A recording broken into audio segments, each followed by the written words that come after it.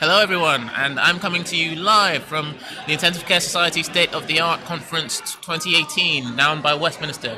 My name's Shagan Olusanya. I'm privileged to be part of the social media team down here, and I've got a fantastic guest with me, my really good friend Rosie Barua, who's a consultant in intensive care from Edinburgh. Well, thank you very much for agreeing to chat to us today. Thank you for inviting me.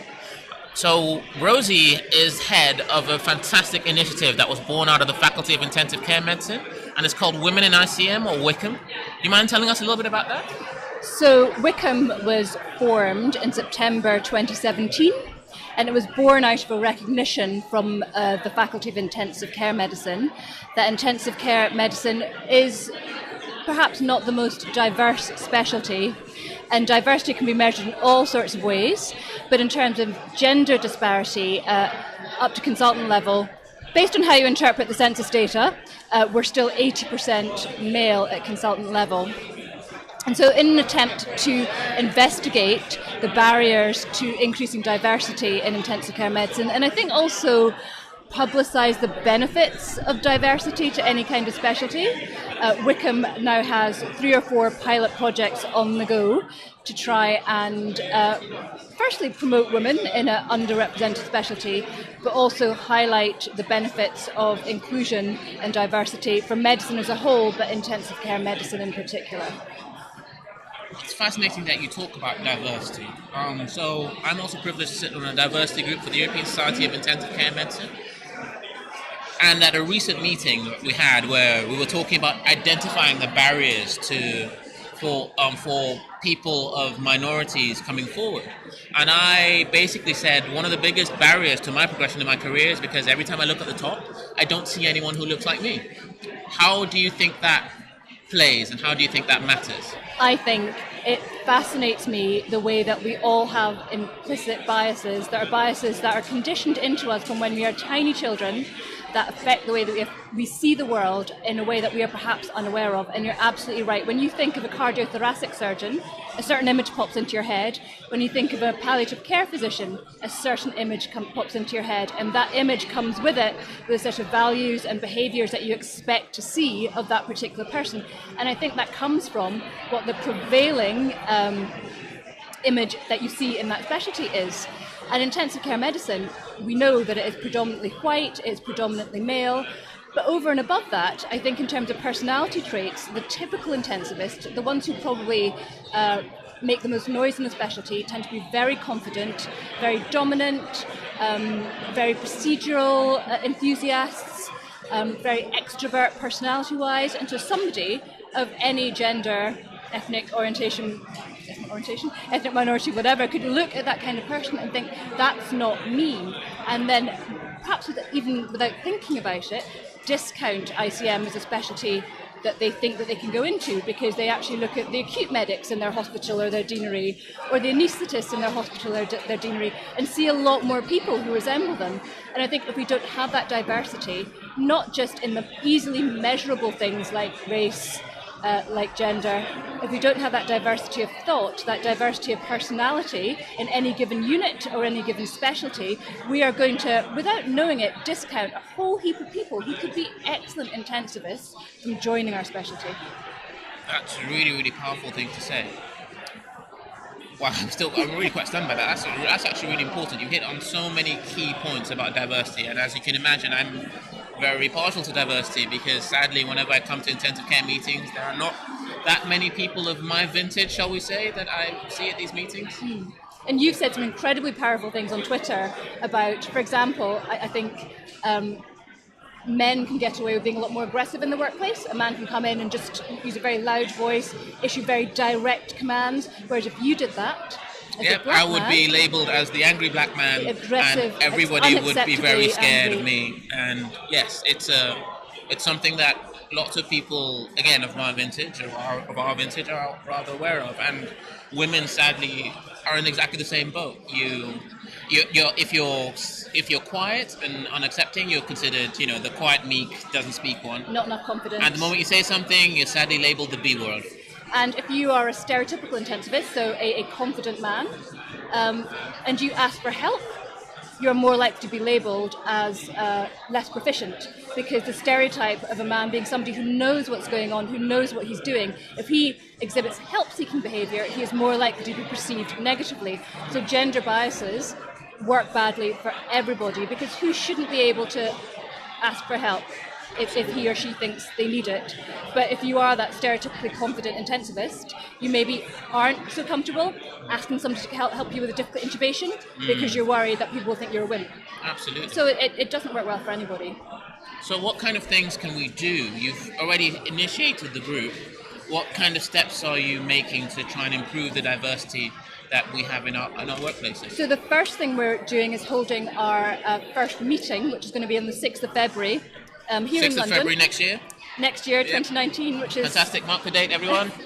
Which is going to be at the ICS headquarters in Red Lion Square. Okay, fantastic. And whilst it's the Women in Intensive Care Medicine group who is arranging the meeting, I think anybody who feels or has felt at any point that they don't meet the criteria of the stereotypical intensivist, or anyone who works with or supervises or trains anyone who is not a stereotypical intensivist, so basically anyone, will find something at this meeting that is of value. So we've got talks on succeeding as an introvert, because when you're on for ICUs, you'll know, you've got to be on, don't you? You've got to be like, right, everybody, let's do this, let's do that. And it can be really exhausting. And you go home and you just think, okay, I can't speak to anyone anymore. We have talks on dealing with failure, because again, the stereotypical intensivist knows what to do. When they get it wrong, they're like, oh, on to the next one. But most of us go home and ruminate over and over again. But there's going to be sessions on role conflict and setting boundaries, which is so important in protecting our work-life integration. And in the afternoon, we're going to be running training sessions to try and set up a mentoring network across the UK, which will be open to anybody. Again, just to help those people on their journey to either becoming or being intensivists, to have a mentor who can help them through all those things that we do ruminate about and worry ourselves over, that actually pretty much everyone worries about, but no one really talks about it. And afterwards, those people who do decide to train as mentors will be offered ongoing support as part of the mentor network. So we really hope that this meeting is something that covers topics that haven't been covered that much before in ICM meetings. I think this meeting is a notable exception, that it always has streams that cover exactly this thing, and we saw that beautifully done in the plenary session. Absolutely, that plenary was amazing. That really, really was. I think everybody was really moved by the moral distress and the Salisbury talk in particular. So that's our first major output. We're also going to be setting up an emerging leadership programme, which in the first instance is going to be directed at women, which is probably the most visibly underrepresented group in faculty leadership positions. So we'll have openings for 3 women, critical care consultants or associate specialists, who would like to know what it's like to be involved in leadership programmes within the faculty. So they'll be invited to come to faculty board meetings, find out what happens at them, go and visit some committees and see what happens at committee meetings, get training in how to chair a meeting and other leadership skills. Because actually, again, you're used to seeing meetings being chaired usually by people who are really confident, and the vocabulary of meetings and how to chair a meeting, how to draw in people who aren't getting involved, and how to shut down people who are a bit over-involved. These are all skills, and you just often think, I'm just not that kind of person. But you weren't the kind of person to do a central line until you learned how to do it. Nailed it. So you need to teach these skills, and you need to be aware that they are learned skills. Some people are just born with the skill, but for the rest of us, we learn it. And the emerging leadership programme should help 3 people start on their journey towards becoming leaders in our specialty. That was absolutely amazing. You've just sold me on the meeting. I've totally got to go now. Oh, you totally should have. Yeah, I totally have to go. Right, now I'm going to address something that's slightly controversial. It'll be great to have your views on this. So one of the things that has been discussed,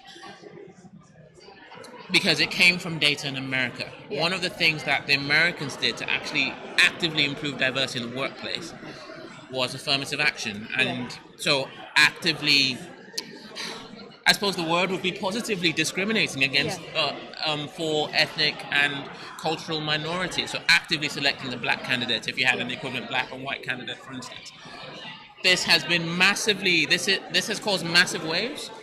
What are your thoughts about it? Now, my thoughts about it, I'm going to sort of talk about as I go along. I think in the US, I believe the American Medical Association until the 1970s didn't specifically stop any state medical associations which had specific racial excluding laws from being members of the American Medical Association, which I think it was 1973, and that's only 3 years before I was born. So I think in terms of the US, the situation with overt racial discrimination is thankfully not one that we have seen in the UK. However, the good thing about overt discrimination is you can see it because it's overt. I think in terms of affirmative action, I know that Athena Swan, which is an organisation which promotes women in science, technology and engineering and mathematics in university departments. Again, I think in order to get Athena Swan accreditation, you have to have a certain percentage of women in visible leadership positions within your university. I think in intensive care medicine, what we should focus on is being aware of our biases. I think being aware of when our choices are actual choices, because I think a lot of things that members of the Wickham Committee have heard when they've gone out into their regions is that, well, maybe women just don't want to be in leadership positions. Maybe it's a free choice. And that may well be the case. But if that free choice is because in order to be in a leadership position, you need to travel to London once a month, and you just can't do that, that's not only going to exclude women, that's going to exclude a whole heap of men who don't want to be away from home all the time. I think we need to be clear that the things that we're saying are free choice are actually not born of inbuilt discrimination that's going to exclude all but the people who are quite happy to not be at home and who are quite happy to be out there and be very loud and very extrovert because that's their nature. I think designing systems that are as inclusive as possible would be what I would want to do in the first instance before we brought in things like quotas. I say this with slight apprehension because I know there was a very powerful graph on Twitter that had actually Agenda for Change bans and ethnic minority representation, and you go all the way to band 8A and you see the ethnic minority and you think, well, is that free choice? Or is there something else going on there? And so I don't have full insight into what's going on in there, but certainly from a Wickham point of view, I would be very keen that we put our efforts mainly into breaking down barriers, educating people about implicit bias and doing what we can. For example, all job descriptions for faculty leadership positions get run past the Women in Intensive Care Medicine group. So it doesn't say this person must be exceptional at this and amazing at that and a proven track record, because that puts people who aren't traditional committee people off from applying for them. Not just women, but anyone who's not a traditional committee person. So making job descriptions more inclusive so we don't get people who are traditional committee people. I think there's a huge amount of work we can do there first. But I appreciate the situation is complex and there are other places where perhaps discrimination is more overt, where we would need to possibly take more positive action. Rosie, that was absolutely amazing. Thank you so much for agreeing to talk to us. We should totally talk more about this. To learn more about this, please come to the Wickham meeting. It's going to be great. Follow the Wickham blog. They've got a Twitter channel. Follow Rosie. At WomanICM. Absolutely. And there will be so much more about this coming up. ICU is about to become a whole lot more diverse. Hashtag Rainbow Nation. Watch this space. Hashtag EveryoneICM. Yes, absolutely. Thank you so much. You're welcome.